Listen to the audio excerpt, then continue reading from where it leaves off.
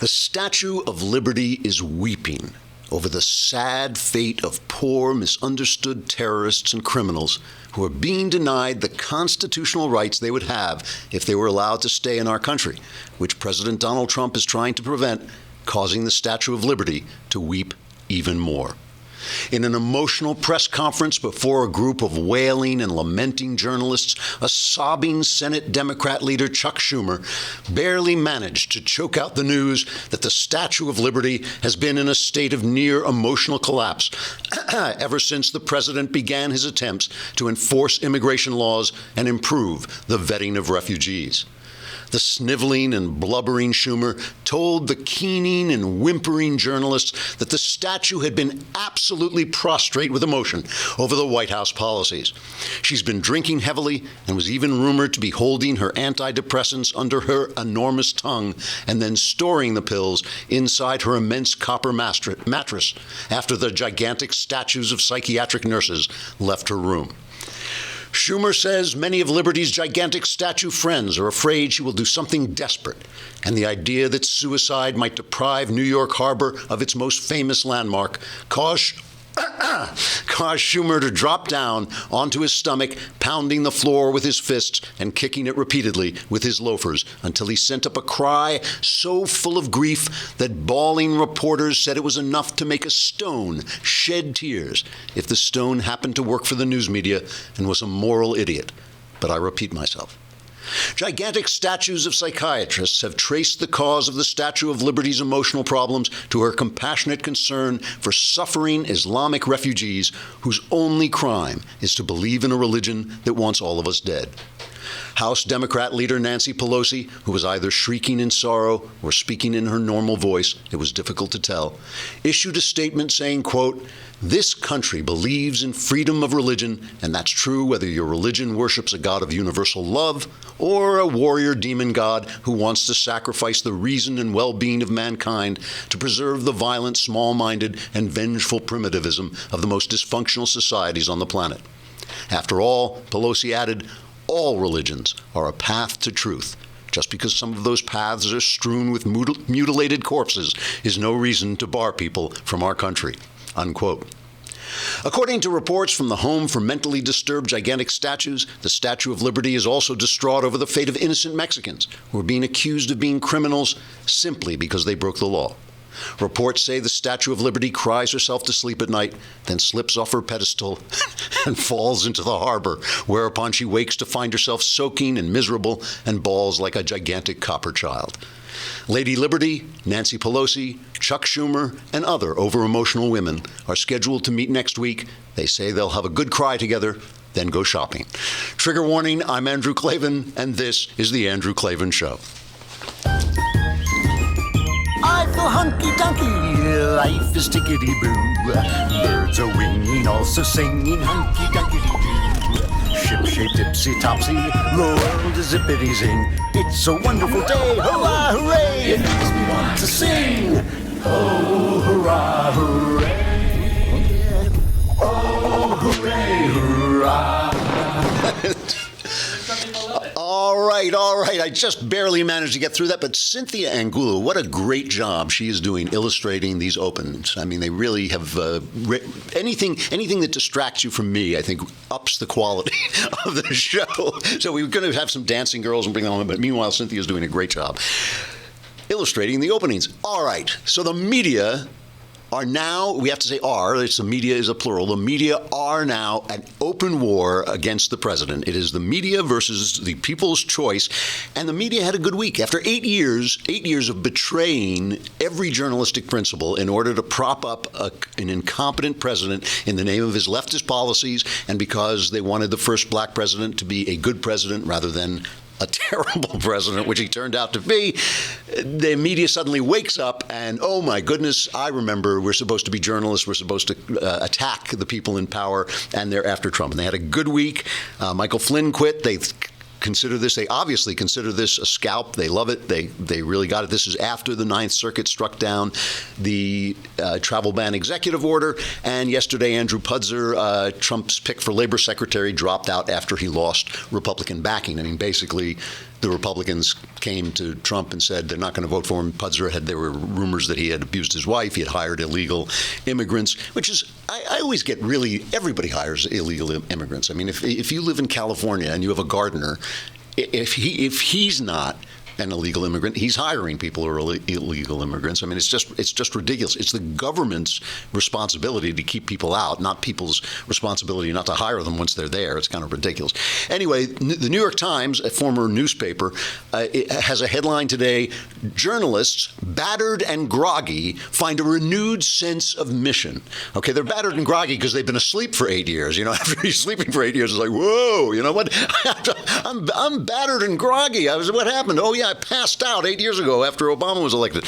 Here's a little excerpt from this incredible piece of spectacular New York Timesian journalism. White House misconduct, sensational leaks, battling broadsheets. The swirling story around President Trump's dealings with Russia is being compared in journalism circles to past blockbusters like Watergate and the Monica Lewinsky scandal with a 21st century twist. News organizations like the Washington Post, the New York Times, they include themselves in news organizations. That's a laugh. And CNN are jousting for scoops. But instead of sending clerks to grab the early editions from newsstands, editors watch the news unfold on Twitter in real time. Anonymous sources are driving bombshell stories. But this is reporting from inside our imaginations to tell you what we think is happening, but it's not really happening. Anonymous sources are driving bombshell stories, but leaks are springing from encrypted iPhone messaging apps rather than from meetings in underground parking garages. The news cycle begins at sunrise as groggy reporters hear the ping of a presidential tweet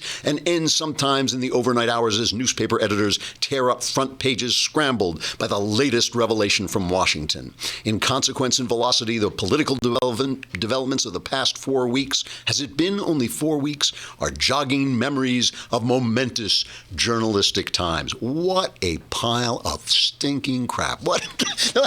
I'm sorry, but that is it's like a dumpster pulled out. You know, instead of having the New York Times delivered to your door, you might just as well have a dumpster come and dump garbage. You know, the media got one guy, they got a guy, and now Putzer, I mean, every administration has some of their appointments turned away, so that's not as big a deal, but still, they smell blood, and they're running with every story they can get from Obama hangers-on still in the government who are slipping them information from intelligence agencies that are protecting the big bureaucratic state. Yesterday, the Times ran that story that was a true nothing burger about how they had been investigating contacts between people in the Trump campaign and Russia. They've been doing this for 4 months. They found no hint of illegality. That's the front page. But of course, you have to get down 4 or 5 paragraphs before you get to the fact that there was no hint of any illegality. Today, the Wall Street Journal is having an internal battle between people who basically want to support Trump and people who feel that they should be doing this new version of non-news. And today, obviously, the non-news people won, and they have a story that the U.S. intelligence officials have withheld sensitive intelligence from President Donald Trump because they are concerned it could be leaked or compromised. In other words, intelligence agencies are not telling Trump what's happening because they're afraid they'll send it to the Russians. This is according to current and former officials familiar with the matter. No names, anonymous sources. I mean, these anonymous sources used to be something you went to only in extremes when you had the thing confirmed a million times. But they know they're out to get these guys, and they know also that the White House, the Oval Office, is being run a little chaotically, so they know that there's no one there to battle with them. It says the intelligence officials' decision to keep information from Mr. Trump underscores the deep mistrust that has developed between the intelligence community and the president over his team's contacts with the Russian governments. Okay, and now it says, the headline is Spies Keep Intelligence from Donald Trump on Leak Concerns. And now a White House official says, there is nothing that leads us to believe that this is an accurate account of what is actually happening. That's the White House spokesman for the Office of Director of National Intelligence said, any suggestion that the U.S. intelligence community is withholding information and not providing the best possible intelligence to the president and his national security team is not true.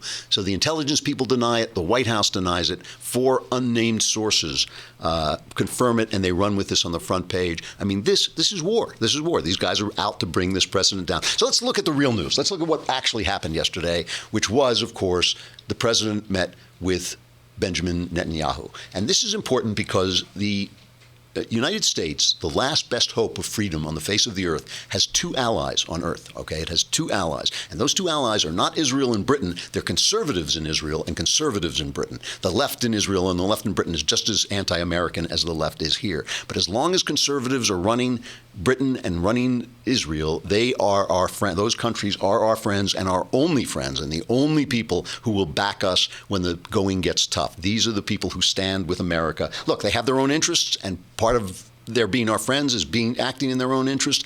But this is a guy that this is a country that we need on our side and has always been on our side until our old friend Barack Obama came.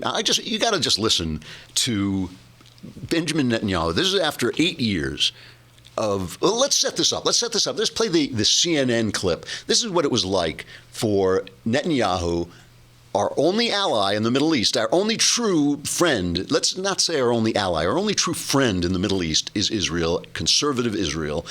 This is CNN's report from 2011 on what it was like for him under Obama. An open mic during last week's G20 summit caught President Obama and French President Nicolas Sarkozy complaining about Israel's prime minister, according to a report by Reuters. "I cannot bear Netanyahu. He's a liar," said Sarkozy. Obama, according to a French interpreter who was translating his remarks, replied, "You're fed up with him, but I have to deal with him even more often than you." The president didn't exactly come to the defense of Netanyahu, whom he most recently saw at the UN in September. It's not surprising, says Martin Indyk, who served as U.S. ambassador to Israel during the Clinton and Bush administrations. It reveals the inner feelings of the president towards Prime Minister Netanyahu. I don't think it's any secret that these two leaders have not gotten on, basically, from their first meeting on. And an Oval Office encounter this past May further revealed the frosty relationship between the leaders. While Israel is prepared to make generous compromises for peace, it cannot go back to the 1967 lines. Netanyahu essentially lecturing a stern-faced President Obama.